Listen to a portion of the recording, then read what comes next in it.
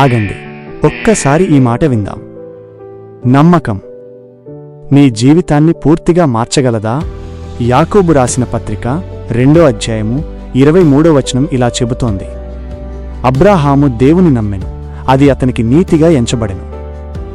అబ్రాహాము దగ్గర ఏమీ లేదు, సాక్ష్యాలు లేవు, గ్యారంటీలు లేవు, కాని ఒకటి ఉంది: దేవుని మాట మీద సంపూర్ణ నమ్మకం. అతను పరిస్థితులను చూడలేదు, దేవుని వాగ్దానాన్ని చూశాడు. అందుకే దేవుడు అబ్రాహాము గురించి చెప్పాడు, ఈ మనిషి నీతిమంతుడు. నీకు కూడా ఈరోజు అదే ప్రశ్న. నువ్వు దేవుని నమ్ముతున్నావా, లేక నీ పరిస్థితులనా? నమ్మకం ఉంటే నీ జీవితం కూడా దేవుని దృష్టిలో నీతిగా మారుతుంది. దేవుని నమ్ము, నీ కథను, నీ స్థితిని ఆయన మార్చేస్తాడు. ఇలాంటి ఆత్మీయ సందేశాల కోసం మన ఛానల్ సబ్స్క్రైబ్ చేయండి.